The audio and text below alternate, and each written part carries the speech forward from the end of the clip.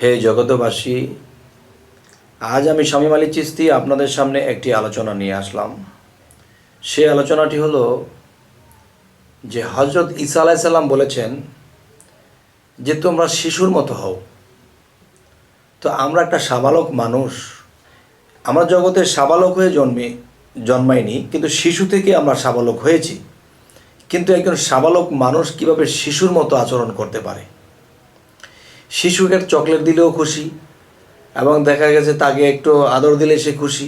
কিন্তু একটা সাবালক মানুষ, তার চাহিদা থাকবে যে আমি একটা বাড়ি করব, আমি এটা করবো, আমি সেটা করব, আমার একটা বড় কিছু করতে হবে। তাহলে এই স্বপ্নগুলো কিন্তু একটা শিশু করে না। একটা শিশুকে চকলেট দিয়েছে, সে হাসতেছে, খেলতেছে, খাইতেছে, তাকে যা বলতেছে সে শুনতেছে, মাথা নুকাইতেছে। তাহলে বোঝা গেল কি যে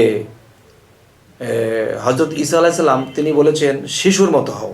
আমরা হাদিসের দিকে, কোরআনের দিকে যদি যাই, তাহলে দেখা যায় যে হাদিসের দিকে লক্ষ্য করলে দেখা যায় হজরত মুহাম্মদ সাল্লাল্লাহু আলাইহি ওয়াসাল্লাম তিনি যে শিশুদের সাথে খেলামেলা করতেন, শিশুদেরকে কিছু খাওয়াইয়ে দিতেন, শিশুদেরকে মাথায় হাত বোলাতেন, এদের ডাক খোঁজ করতেন, বেশি আনন্দ করতেন।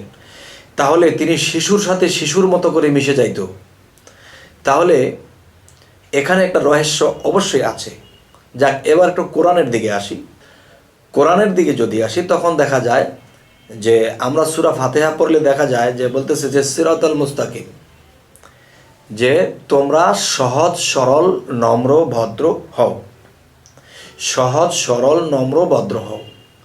যেমন একটা কথা বলা হয়েছে যে শিশুর মতো আচরণ যার, তিনি কিন্তু সরল, যেরকম বুঝায় তেরকমই সে বোঝে, কিন্তু সে কোনো উগ্র ভাব করে না, এটা লাগবে সেটা লাগবে, বা বাড়ি করব গাড়ি করব, ওরকম কোনো চিন্তা ভাবনা তার নেই। সে ছোটোখাটো কিছু দিলে সে খুশি হয়ে যায়, তার সরল। তাকে যদি বসে থাকো তো বাবা বসে থাকে। তাহলে একটা সাবালক কিন্তু বসে থাকবে না, হয়তো বসবে, উঠে চলে যাবে। আচ্ছা, তাহলে সিরাতাল মুস্তাকিম, সহজ সরল পথ। তাহলে সেই সরল যদি কেউ হতে চায়, তাহলে সে হতে হবে শিশুর মতো তার আচরণ। শিশুর মতো যখন তার আচরণ হয়ে যাবে অরিজিনাল মতে, তখন দেখা গেছে, দেখেন, আল্লাহ কিন্তু আল্লাহর যে সম্পদ, আল্লাহর যে আধ্যাত্মিক সম্পদ, এটা কিন্তু আল্লাহ নিজের কাছে রাখে। তবে সেই আধ্যাত্মিক সম্পদ সেটা কাকে দান করে? যারা শিশুর মতো। আচ্ছা, এটা কেমন কথা? সেই কথাটি হলো যে একটা 2 বছর বা 3 বছরের শিশুর পকেটের মধ্যে আপনি একটা হীরা দিয়ে গেছেন, যে হীরাটির দাম বর্তমানে 1.5 থেকে 2 কোটি টাকা। একটা হীরার টুকরা তার পকেটে দিয়েছেন, বলেছে বাবা তুমি এই চকলেটটা খাও, আর এই হীরাটা তোমার পকেটে রাখলাম, এবং বললো যে এটা কাউকে দিবে না, এটা ধরবে না, এটা তোমার পকেটে থাক।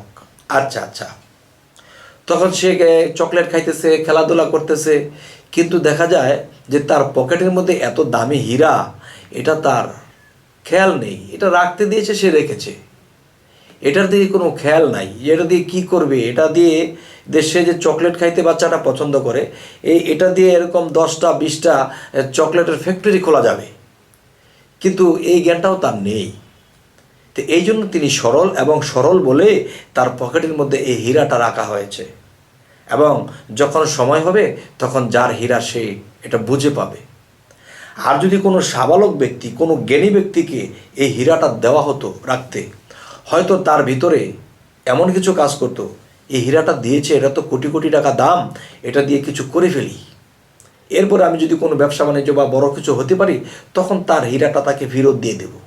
কিন্তু দেখা যায় বাবা, এই হীরাটা হয়তো কেউ এরকম মনে করে কাজে লাগাবে, কিন্তু সে হয়তো কাজে লাগিয়ে লস খেতে পারে, সে আর জোগাতে পারবে না, দিতে পারবে না। তখন তার কাছে যে এটা মজুত রেখেছে, তখন তাকে এটা ফেরত দিতে পারবে না। তবে শিশুর কাছে এটা ফেরত পাবে। তবে একটা সাবালক মানুষ, একটা মোটামুটিভাবে একটা সাবালক মানুষ যারা বুঝে যে এই একটা হীরা দিয়ে আমি অনেক কিছু করতে পারবো, তখন তার কাছে কিন্তু একজন বুঝমান ব্যক্তি এটা দিবে না। এরকম আল্লাহ বলেছে, তোমরা যদি কেউ আমার ধনে ধনী হতে চাও, তাহলে শিশুর মতো হও, সহজ সরল হও, নম্রভদ্র হও। তখন তোমরা দেখবা এই জিনিসগুলো আমার সম্পদগুলো পাইবার জন্য তোমার হয়ে যাবে ভাও। তবে হেল্প জগতবাসী, আজকে এই প্রসঙ্গটি কেন বললাম, যে আমরা কিন্তু ছোটবেলা থেকে দেখে আসছি, শুনে আসছি যে 7 বছর থেকে নামাজ ধরতে হবে। সেই 7 বছর থেকে সূরা ফাতিহার মধ্যে পড়তেছি যে সিরাতুল মুস্তাকিম, হে আল্লাহ তুমি আমাদেরকে সিরাতুল মুস্তাকিমের পথ দান করো, সিরাতুল মুস্তাকিমের পথ দান করো। যখন নামাজটা পড়েছি সে মসজিদে পড়ি আর ঘরে পড়ি, কিন্তু বাহিরে গিয়ে তখন আর আমার সিরাতুল মুস্তাকিম থাকে না। তো দেখা যাচ্ছে 80 বছর 100 বছর যদি বাঁচি এবং শুধু বলতেই আছি যে আল্লাহ তুমি সিরাতুল মুস্তাকিমের পথ দান করো, সহজ সরল বানিয়ে দাও, সহজ সরল পথ আমাকে দাও, কিন্তু দেখা গেছে প্রত্যেক দিন চাইতেছি আর এই সহজ সরল আমি হচ্ছি না। আমার ভিতরে গরল রয়ে গেছে, নামাজের মধ্যে আমি মসজিদে থাকতে পারি না, নামাজের মধ্যে আমি নামাজের স্থানে থাকি না, আমি চলে যাই বিভিন্ন স্থানে। তখন দেখা গেছে আমাদের ভিতরে গরল আছে, সরল নেই। আর সরল নেই বলে সেই হীরা বা আল্লাহর ধন আমাদেরকে দেয় না।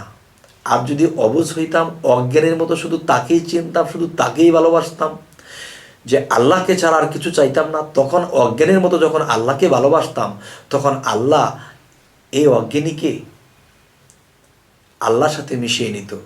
এখন দেখা গেছে যে আমার তো জ্ঞান আছে, এটা করলে সেটা হবে, সেটা করলে সেটা হবে, তখন আল্লাহকে বাদ দিয়ে আল্লাহর কাছে অনেক কিছু চাই, আল্লাহ এটা দাও, আল্লাহ সেটা দাও, আল্লাহ সেটা দাও। তখন দেখা গেছে যে আল্লাহকে চাই না, আল্লাহর ধন চাই, বেহেশত চাই, দোজক থেকে বাঁচতে চাই, আল্লাহকে চাই না। তাহলে বোঝা গেল তারা এমন জ্ঞানী হয়ে গেছে, তখন আল্লাহকে চাওয়া ছাড়া আল্লাহর ধন চাইতেছে, কিন্তু আল্লাহকে চাইতেছে না। আজকে আমি বোঝাইতে চাচ্ছি এই কথাগুলোই, যে আমরা যে ভুলগুলো করে থাকি, এখানেই সেই ভুল, যে আমরা সরল হতে হবে, সহজ হতে হবে এবং শিশুর মতো হতে হবে। তখন আল্লাহ আমাদেরকে জয় করে দেবে, আল্লাহর ধন দিয়ে আমাকে জড়িয়ে দেবে। তখন আল্লাহর ধনে যদি ধনী হতে পারি, তখন আল্লাহর সাথে মিশতে পারবো। হে জগতবাসী, তো আজ এই কথাগুলো বলেই রাখছি। সকলেই ভালো থাকবেন। আল্লাহ হাফিজ।